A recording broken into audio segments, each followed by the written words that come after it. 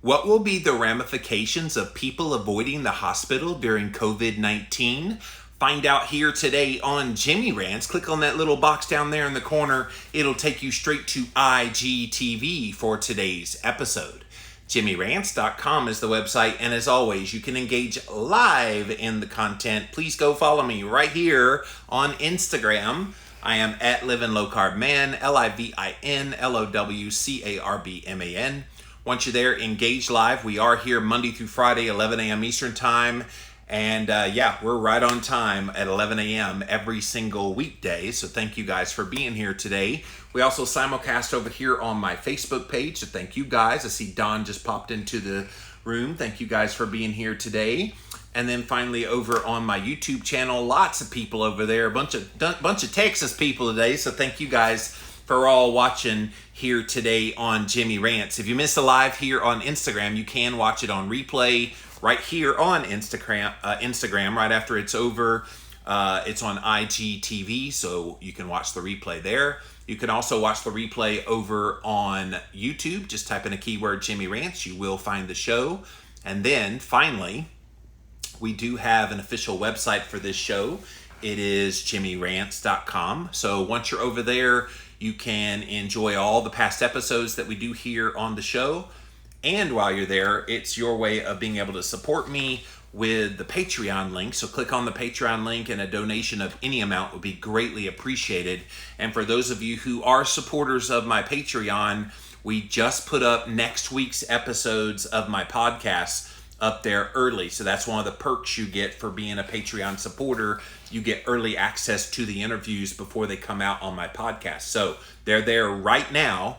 If you are a Patreon supporter, we are working on, and it's a secret project, shh, don't tell anybody, but we are working on having a live stream capability at JimmyRants.com.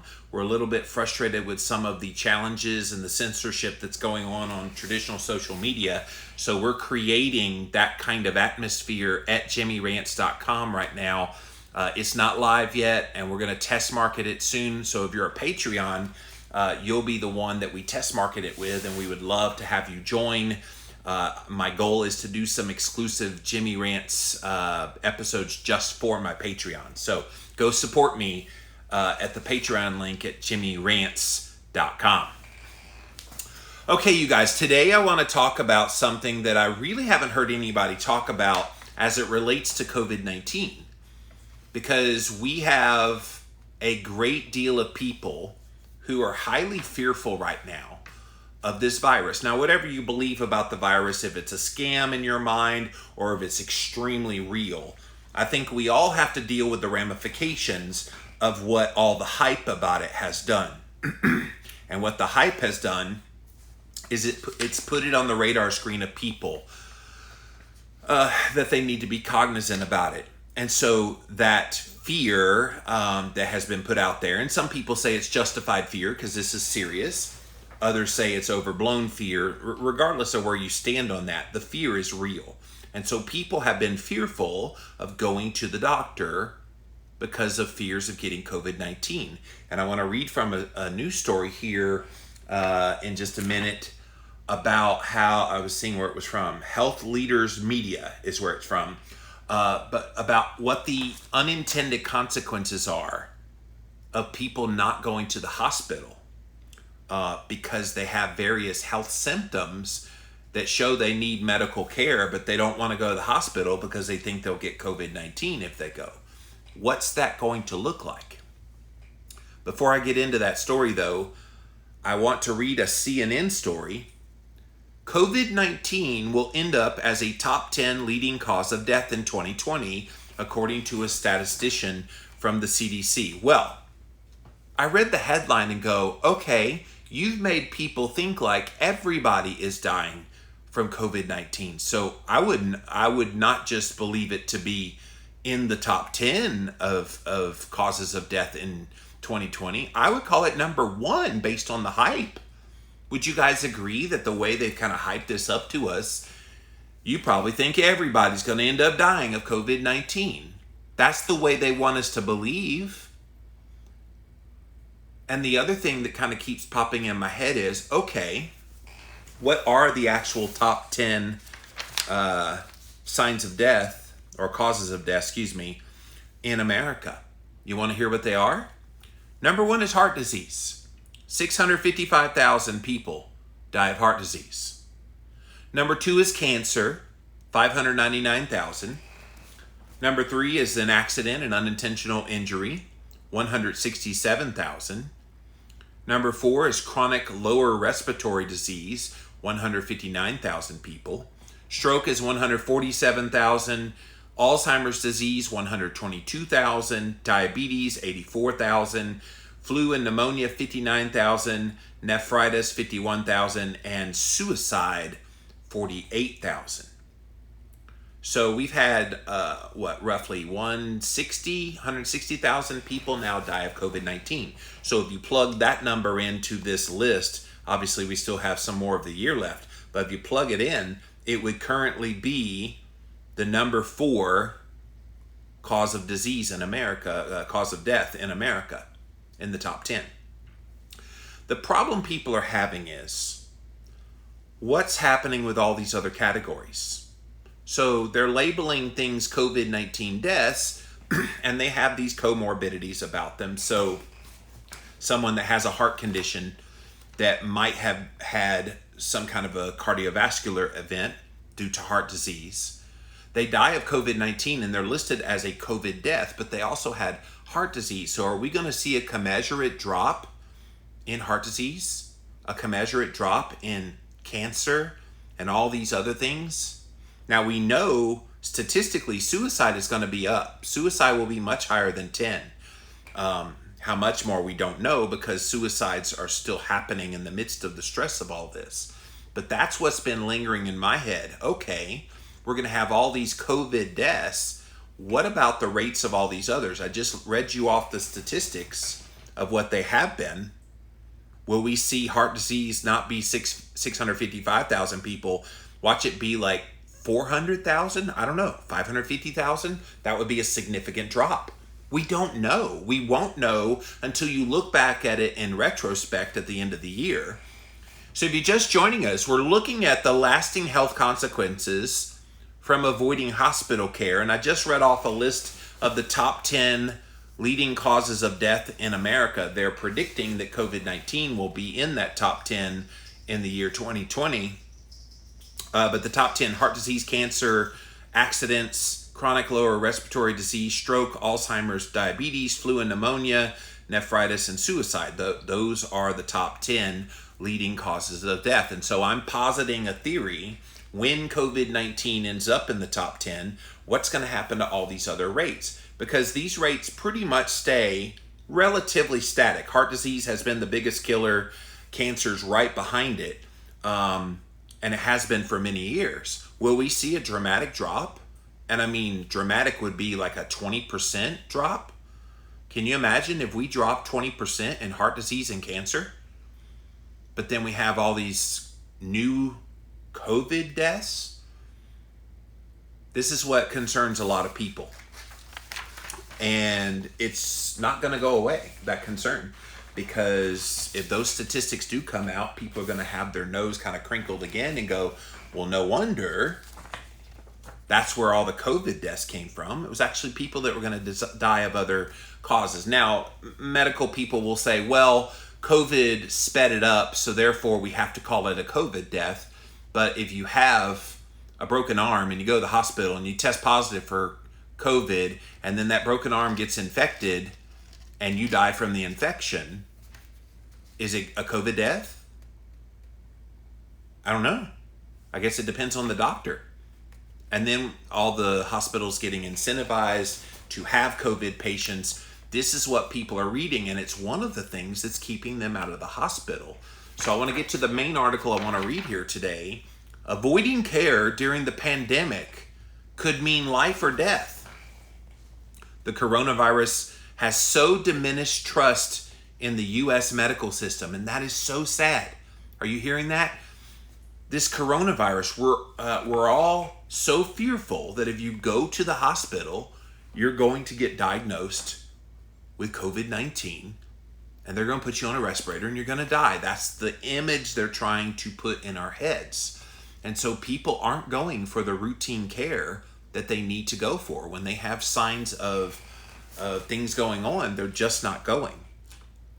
Even people with serious illnesses are staying out of the emergency room with potentially mortal consequences. This is the thing too. People are not going to the hospital when they have angina, for example, to get heart pain, chest pain, and they need to go seek medical attention to see what's going on, and they're not going. And if you don't go at the first sign of chest pain, you may have a massive heart attack and die. You could. So a CDC study found that emergency room visits nationwide fell by 42% in the month of April, from a mean of 2.1 million a week down to 1.2 million a week, compared with the same time period in 2019. A Harris poll found that roughly 1 in 4 adults experiencing a heart attack or a stroke, listen to this, 1 in 4 would rather stay at home than to have the risk of getting infected with the coronavirus at the hospital. 1 in 4 that need medical care, that have a heart attack or a stroke, they'd rather just deal with it at home. To me, guys, that is sad. That is an indictment on how this public health crisis has been handled, because we don't need to make people so fearful of a virus with a death rate of under 1%. When if you don't get medical care and you have a heart attack or stroke, you could die, 100% chance you could die. And that's what's been sad about this, the unintended consequence, the lasting health consequences of avoiding hospital care. We're going to see it in the statistics in the coming years.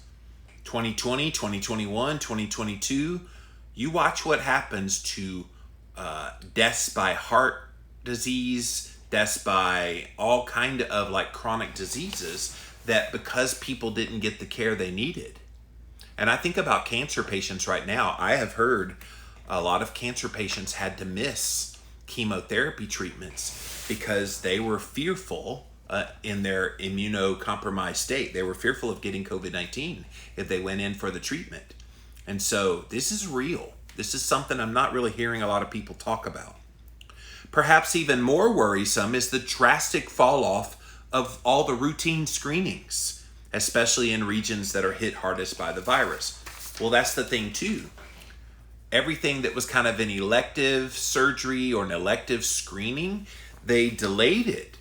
Well, there's a reason why. Yes, it's elective, but there's a reason why you do the screening. You do the screening so that you can catch something soon enough before it becomes something really bad.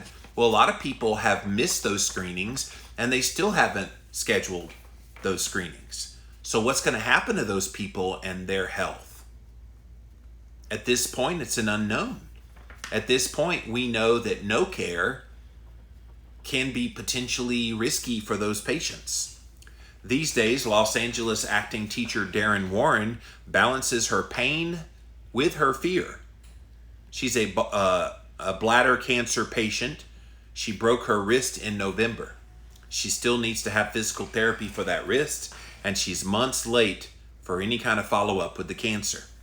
She won't go near a hospital right now, even though she says her wrist is in excruciating pain every single day.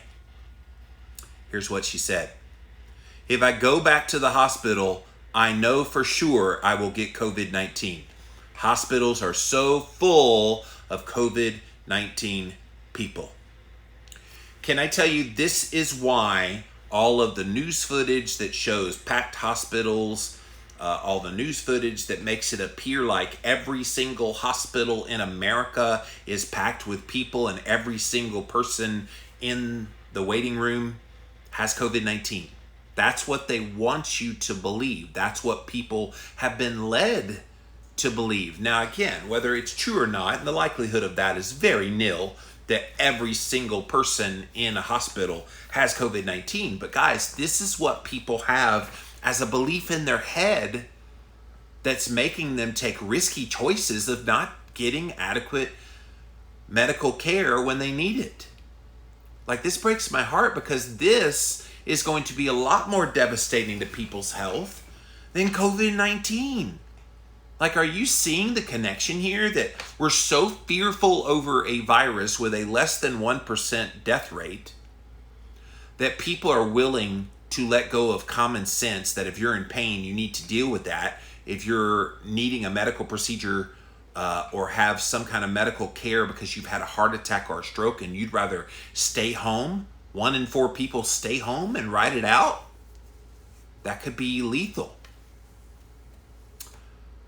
Doctors say, please come back for your therapy, and my answer is no thank you. She's scared to death. She's scared to death, and she's not the only one. Many patients like Warren are shunning the hospitals and clinics right now. The coronavirus has so diminished any trust in the U.S. medical system that even people with obstructed bowels, chest pain, and stroke symptoms are all ignoring danger signs, and they're staying completely out of the emergency room with potentially mortal consequences. I'm going to correct something in this news story. I don't think the coronavirus has necessarily just diminished the trust in the U.S. medical system. I think it's driven by fear. I think people are scared half to death, thinking that if they step into a medical facility that they will automatically get COVID-19. That is the fear. I don't think it's a distrust of the medical system per se, but this is why all the coverage of COVID-19 in the news media has made it seem so bad that people aren't even willing to want to go in to take care of real health problems. Not to say COVID-19 is not real, but until you get it and you have ramifications from COVID-19, that's when it becomes real. Just the prospect that you might get it, the prospect that if you become infected, you possibly could get sick, that's not the same as I have chest pain, I need medical attention. And people are choosing, well, I'd rather have the chest pain than I would the coronavirus. And I'm going, what? Like, I don't even think they realize the ramifications of that choice. A study by the Centers for Disease Control and Prevention found that emergency room visits fell by 42% in April. And a Harris poll on behalf of the American Heart Association found that 1 in 4 adults experiencing a heart attack would rather stay at home or stroke than risk getting infected with the coronavirus. These concerns, listen to this, who are the people most concerned? The concerns are higher in black people. 33% of black people are refusing to seek medical care if they need it. Hispanic, 41% are avoiding medical care. Now, who are the most susceptible to the worst symptoms of COVID-19? It's African American people and it's Hispanic people. So you could see why they're fearful. They're fearful at a rate of 33 and 41% respectively, because that's what they've been told in all the news coverage again and again. Oh, you don't want to be an African American, you don't want to be a Hispanic, because you will definitely suffer the worst from COVID-19. And so these people are avoiding routine checkups on when you have a heart attack symptom or a stroke symptom. They're not going in for the medical care. Perhaps even more worrisome is the drastic fall off of routine screening. Models created by the medical research company IQVIA predict delayed diagnoses of about 36,000 people with breast cancer, 19,000 more people with colorectal cancer, all because people aren't going to get these screenings because they're fearful of COVID-19. In Newport Beach, California, Hoag Memorial Hospital Presbyterian, mammograms have dropped by as much as 90%. That's off a cliff. When you only see 10% of the patients you're used to seeing, you're not going to spot that woman with early stage breast cancer who needs a follow-up biopsy. According to Burton Eisenberg from the Hoag Family Cancer Institute, before the epidemic, he saw 5 melanoma patients a week. He has seen exactly 0 over the past month. There's going to be a lag time before we see the results of all this miscare. in 2 or 3 years, we're going to see a spike in breast cancer in Orange County, and we'll know why. And you'll see a spike in death. And that's what's most sad about all this. People are willing to die on the altar of the possibility that they might get infected with COVID-19.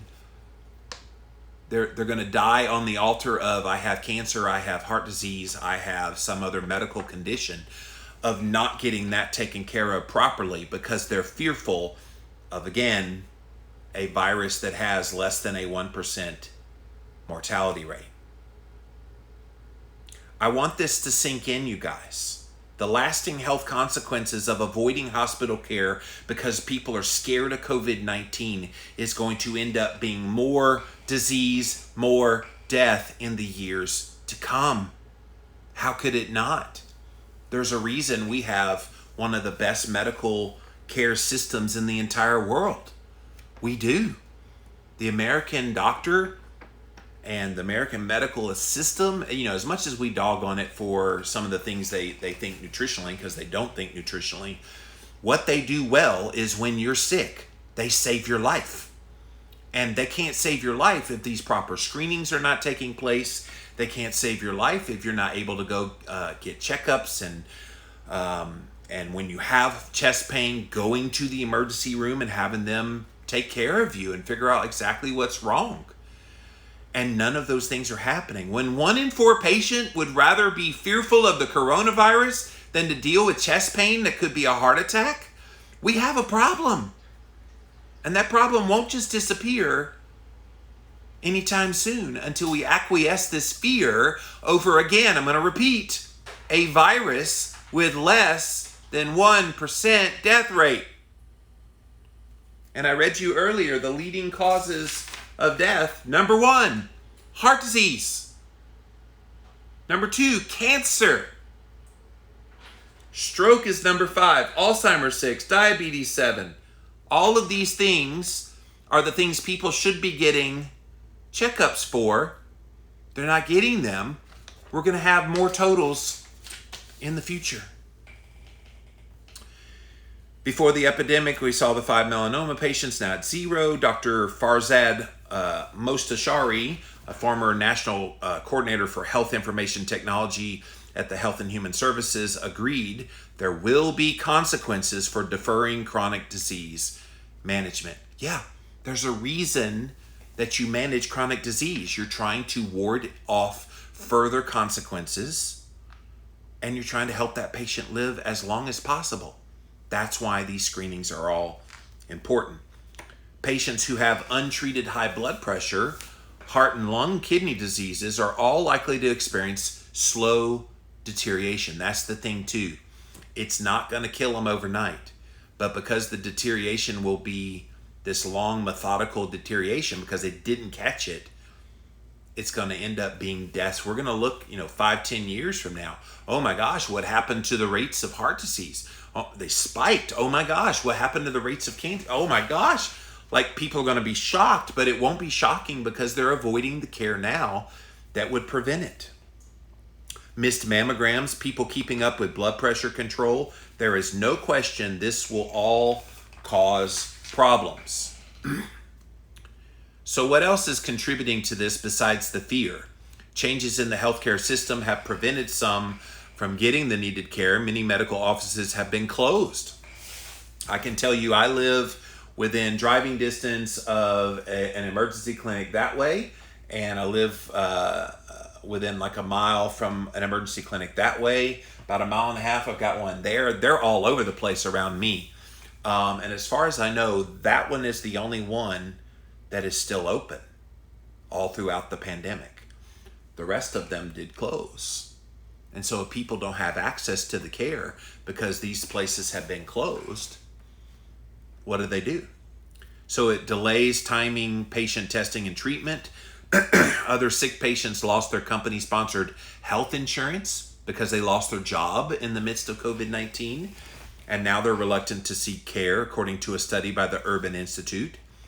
Another study by the American Cancer Society's Cancer Action Network found that nearly 80% of cancer patients in treatment had experienced a delay in their care, including 17% who saw delays in both chemotherapy and radiation therapy. They're not getting the care they need. And if we pretend like that's not going to have consequences down the road, you're a fool. It has to. That's why these things happen the way they do. Many screening facilities were shuttered while people were afraid to go to the ones that were open, again, out of the fear of getting COVID-19. And then there are patients who have fallen through the cracks because of the medical system's fixation on COVID-19. That's the other thing. There's so many resources going into treating COVID-19 patients, they act like nobody else can come into the hospital and have anything but COVID-19. And that's a problem too. All of this is this perception that if you have COVID-19, you go to the hospital, you get treated, da-da-da-da-da. Nobody's thinking about if you have chest pain, you still need to call 911, you still need to get to the hospital, you still, seconds count, all of those things to protect your body. And yet people are they're willing to take the chance with a heart attack symptom or a stroke symptom than to go to the hospital with the risk of getting COVID-19 that has less than a 1% death rate. That's where we are. Dimitri Tim is a 43-year-old loan officer from Watsonville, California. He began feeling stomach pain around mid-June. He called his doctor who suspected coronavirus. He directed Tim to an urgent care facility that handled suspected COVID patients, but the office was closed that day. When he finally was examined the following afternoon, he realized he had a burst appendix. If my burst appendix had become septic, I could have died. See, that's why medical care timing counts. I remember they used to run a commercial on TV about every second counts when you have a heart attack. Every second counts. You've got to get medical care as soon as possible because every second counts. Well, what's happening is people have thrown that out the window. Every second doesn't count anymore because they're so fearful of the coronavirus. We need to make it abundantly clear. They need to run some PSAs now that say, hey, look, we know you're fearful of COVID-19. We all have been kind of concerned about this and we're all doing our part to avoid that. But if you have chest pain, if you have pain and you need to seek medical attention, please go to the hospital. They need to make that clear. And hospitals need to make it so that when patients walk in the door, they don't feel like they're walking into a death chamber. Because that's the perception in people's heads. Oh, if I walk in the hospital, I won't walk out. And to me, that's unfortunate. To me, people don't need to be that fearful over this when they have real health problems that they're facing between chest pain and stroke. And this poor guy that I just read about had the stomach pain and it ended up being a burst appendix. And so it could have become septic, and once that happens, he could have died. The degree to which non-COVID patients are falling through the cracks will vary by the region. Doctors in Northern California, whose hospitals haven't seen an overwhelming surge of COVID-19 cases, have continued to see other patients. See, that's the thing too. It's specific areas that have been ravaged by COVID-19 worse than others.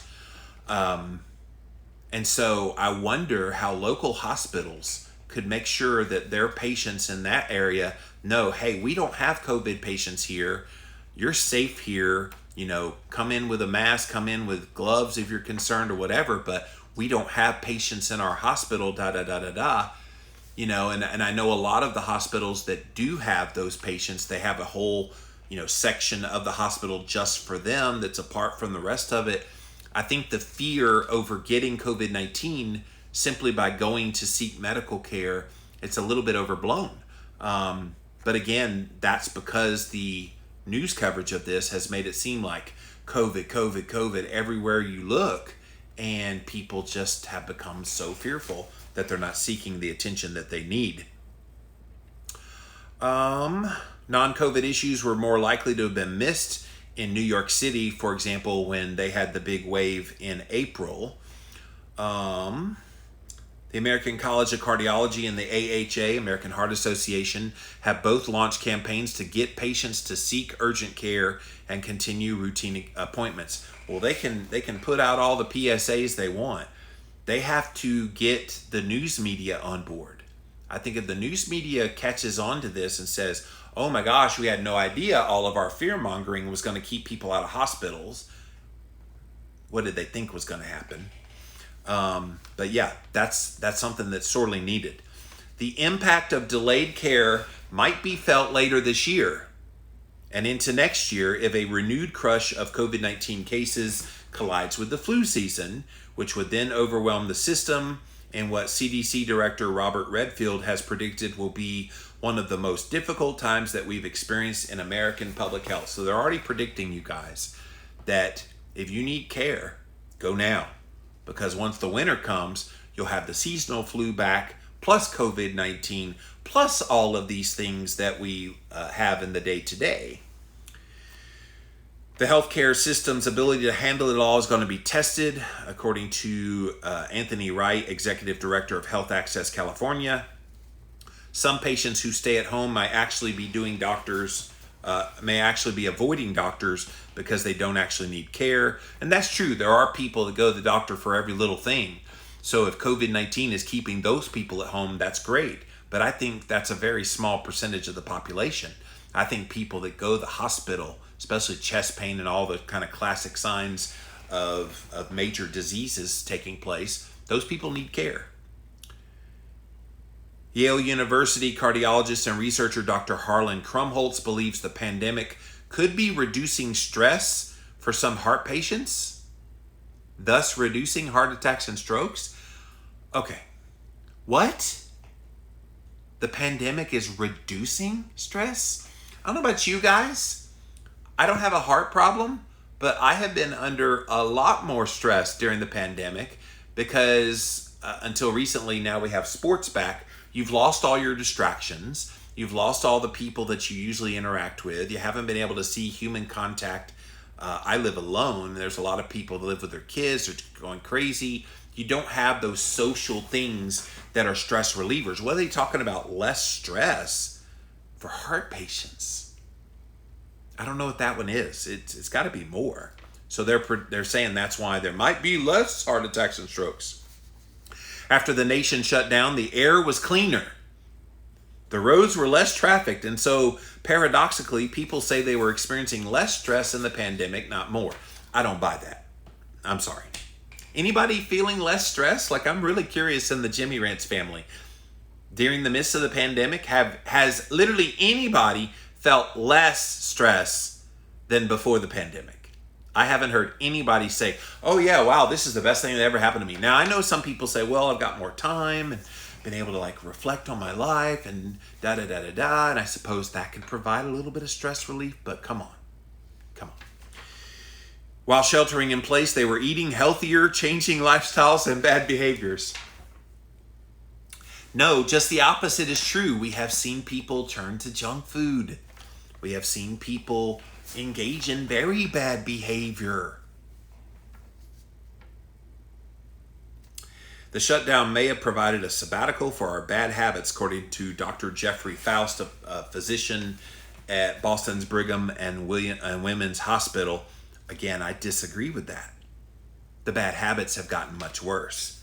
We're making so many changes to our lives that includes heart patients. If you go to a restaurant 3 times a week or more, do you realize how much butter you're eating? Oh boy, we got one of those doctors. That is a good point. People aren't eating in restaurants, although you can still order through DoorDash or Uber Eats or some of those kinds of Grubhub, those kinds of places. You still can have food delivered to you. And there's probably people that have been using that on overdrive.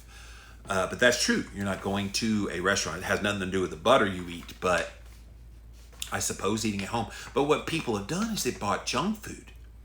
Do we think heart patients eating junk food is suddenly going to make them healthier because they ate it at home as compared to a restaurant? While some patients may be benefiting from a COVID-19 change of regimen, many people have urgent and undeniable medical needs. Some are pressing through this fear of the virus to seek care after balancing the risks and the benefits. Yeah, about 2.5 months ago, I had to go to that urgent care center over there because my right ankle was swollen and I couldn't figure out why. It had stayed swollen for a little while and it's starting to get a little bit painful. And so when I went there, there was exactly one other person in the waiting room, and that was it. It was wide open. I got seen pretty quick. I had a physician assistant see me first. Then when he couldn't figure out what was wrong with my ankle, he brought in a doctor. They said it was gout, by the way, and they prescribed me a couple medications. I refused to do it. I talked to a few medical friends of mine, and they said, well, just do this and this and this, maybe eliminate this and add this and da-da-da. The tart cherry supplement was the big thing. And the swelling has gone way down, and it's minimal pain now. So it never went on the drug, by the way, but it's doing much better for those of you that ask about that. But the point is, I went for the medical care, and not once was I fearful. Now, they did make you wear a mask when you walked in, but that was it. Was wearing a mask, and there was no fear in my heart that I was going to get COVID-19. In March, when the virus took hold, Kate Stewart-Mack was undergoing a clinical trial at Hoag for her stage 4 ovarian cancer, which had recurred after a 9-month relapse. Members of her online support group considered staying away from the facility, again, afraid of the virus. But this 69-year-old child psychologist had no choice. To stay in the trial, she had to keep coming to the outpatient chemotherapy appointments. She said, we all make choices, so you have to be philosophical about it. And I thought it was far more risky not to get my cancer treatment than to face the off chance that I would contract COVID on an elevator. And she's right. Like, this is the reality check. People think getting COVID-19 is the end of the world. They think it's the black freaking plague. I hate that people think, oh my God, the last thing I want to do is get COVID-19. Guess what, guys? Every single one of us is eventually going to get COVID-19. The degree to which we fight it off is not going to be predicated on a vaccine. It's going to be predicated on your state of metabolic health and your ability to fight it off through your T cells as part of your immune system, through your actual immune system itself and creating antibodies to attack this. That's how you get rid of a virus. So let's stop pretending like we're going to avoid COVID-19 forever. We're all getting it eventually. And so this irrational fear of trying to avoid COVID-19 like it's the Black Plague, and having that fear is preventing you from going to get routine care for chest pain, for stroke symptoms, for stomach pain, for some other thing that you would need medical care for. We've got to stop that. Like, if you know people in your life that are avoiding medical care out of this abject fear over a virus that has less than a 1% death rate, like, educate them, help them out. Tell them, hey, it's more important for you to deal with that heart issue. It's more important to keep up your cancer treatments because you will be a statistic in the death category much sooner than you would have been had you gotten the care. All right, I want to see what you guys have to say. We're going to come here first over to Instagram, then over to Facebook, finally over to YouTube. Thank you all for being here today on Jimmy Rants. JimmyRants.com is the website. Kat says, in general, I fear 99% of doctors. Knowing backstage of that business, everybody should too, unfortunately. Yeah, Kat's a trained medical doctor as well, so she knows. Marnie, if you die of a car crash, for example, but have COVID, you will be counted as a COVID death in the daily numbers, regardless of the death certificate. Yeah, I've heard a lot of those kinds of things. This guy in Florida died of a motorcycle accident. They took him to the hospital, gave him a COVID test posthumously, and he had COVID-19 death. That's a whole nother subject for a whole nother day. But yes, that kind of thing is happening. So Donnell, you have a general question. We don't do general questions when I'm talking about a specific topic, but you're in luck. Tomorrow is Ask Me Anything. And on Fridays at 11 a.m. Eastern Time, we literally take those kinds of questions. Please bring that back tomorrow. I won't remember to answer that, but that's a great question I would love to answer on Ask Me Anything tomorrow. Marnie says, I manage my stress, but it sure ain't less. Yeah, I don't know anybody that would say that they have less stress right now. So those doctors in the story who were saying, oh yeah, this lockdown and quarantine and all the race relation stuff being stirred up and all the country being pulled apart. Yeah, that's all stress relieving right now. They've got to be kidding. Thank you, Instagram. Let me pop over here to Facebook. What's up, Facebook? See what you guys have to say. Kira says, but can we really trust that cause of death was recorded? Confusing info about died with COVID-19 versus died of. Yeah, again, I think anybody that looks at that statistic of 160,000 people dead, I think we have to just know inherently in that number is going to be quite a few people that probably would have died of whatever the actual comorbidity that they had. They would have died of it sometime this year. There's actually been people that have done that analysis, and they say it could be upwards of 25% of the people who died, who are in that COVID-19 death rate and number of deaths. 25% of them probably were going to die in 2020 anyway. And so, I mean, that's a significant portion of that total, which is what makes the constant repeating the total every day in the media so nauseating, because it's not accurate information. We don't know who died with versus who died of COVID-19. Norma says many hospitals that have flattened the curve have laid off or giving employees days off. So many hospitals are understaffed, which means longer wait times in the ER. And for testing, nurses are growing frustrated because they see the problem, but the higher ups can't see it. As they sit behind the desk, they don't have a clue.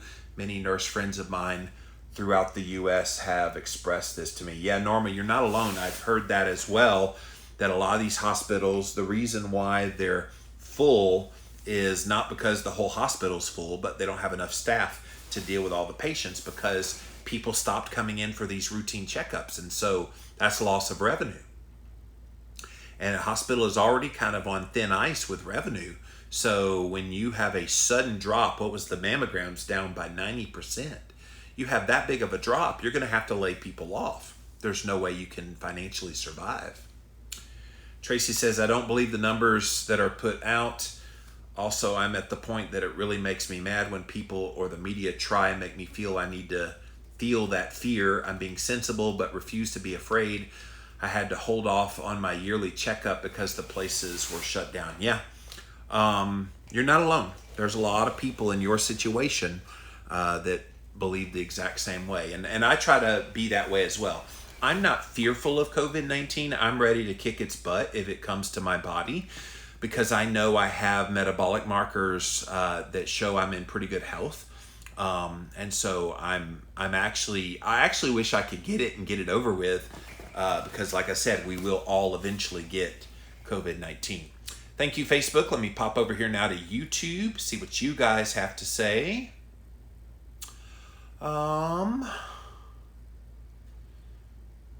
Bill says, yes, this seems very hyped. I predict suicides will be up this year. Oh, suicides are already way up this year. In fact, I've got a story I'm going to read on Ask Me Anything tomorrow that the CDC chairman has actually said teen suicides has become a massive problem, and we need to get it under control. PJB, if I had a major health condition, I would do whatever I needed to do to get healthy. My distrust of the medical system comes from big pharma and doctors who cannot stay up to date. Well, that's true. They do. That's true. Ryan says, thank you for bringing this important truth. Highlights the need to eat better, keto or low carb, cutting out sugars. Yes, all sugars and junk seed oils. Real food is where it's at. Hear, hear. Harpsy says, my medical care started before COVID-19, where I go for treatment. It seems the same as before. It's a clinic, not a hospital. They do checkups, temperatures, an appointment must be arranged, and masks are worn by everyone. Well, that's good. Abel James, what's up, my brother? Like you usually over here on Facebook, man. I get you on YouTube here today. Hey, Jimmy, loving this rant. Looking forward to our chat. Yeah, we're going to chat with Abel for my podcast a little bit later on, my Real Talk podcast, in about an hour and a half, Abel. So I will see you there. Kat says, I think there is a huge mistrust in doctors. If a patient doesn't think he can be safe in a medical facility, that is a different topic. Well, again, I think it's the perception when they put on the TV screen all of these images of people in the worst of the worst condition.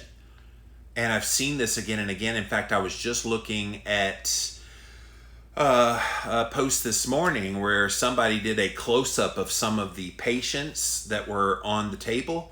They were dummies. They had put dummies, wrapped them up in like the garb for the hospital, and made them look like they were COVID-19 patients for the TV cameras.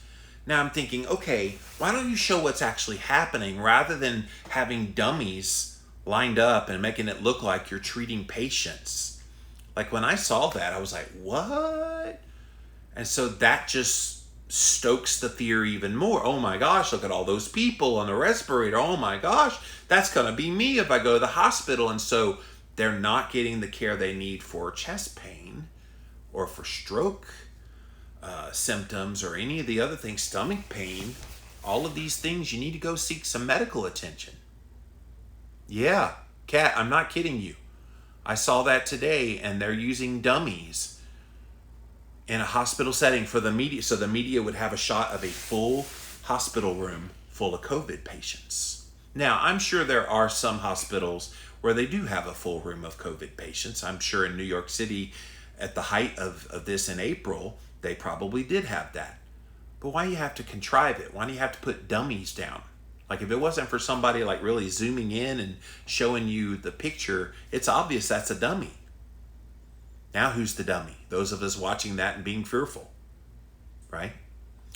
So I hope this Jimmy Rants today is a salient reminder that if you need medical care, go get medical care. This fear over a virus that has less than 1% death rate. I want that to sink in. Less than 1% of the people, way less than 1% of the people who get COVID-19 die. Okay? So let's stop pretending like if you get COVID-19, it's a death sentence. It ain't. Most, by a vast majority, are going to survive. And so you don't need to be fearful. And you do need to go seek medical care if you need it. That's it for this episode of Jimmy Rants. JimmyRants.com is the website. And as always, you can engage live in the content. You got to go follow me over here on Instagram. I am at Living Low Carb Man, LIVINLOWCARBMAN. Once you're there, go check it out, you guys. We're here Monday through Friday at 11 a.m. Eastern Time. Be there, be square. It has been for 160,000. It has been for 160,000. Yes, 160,000 people have died, and I'm certainly not diminishing that. But what I am saying is people don't need to be fearful because of that very small percentage. Like, we have a greater percentage of going out here in our cars today and driving on the interstate and getting into an accident that could be potentially fatal. You have a greater percentage there than you do of dying of COVID-19. Like, that's... Statistically speaking, we just need to keep things in context. Yes, it's sad for those 160,000 people, which again, there's debate over how many of that 160,000 is actually COVID deaths versus maybe some other things in there. But let's just say it's a good number of people. Yes, it's sad that happened. So this is very real. So I've made that very clear in all the times that I've talked about this. But I don't think that should be reason enough for people to avoid medical care, which was the whole point of this Jimmy Rants here today. We also simulcast live over here on my Facebook page as well as on my YouTube channel. So thank you all for being here today on Jimmy Rants. If you missed the live, be sure to watch it on replay on Instagram. It's on IGTV. We also throw the past episodes up over on YouTube. Type in a keyword Jimmy Rants. You will find the show. Finally, pop on over to jimmyrants.com. It's the official website for this show. And while you're there, click on the Patreon link, and a donation of any amount would be greatly appreciated. All right, guys, that's it for now. We'll be back again real soon with more Jimmy Rants. Ask Me Anything is tomorrow. We'll see you then.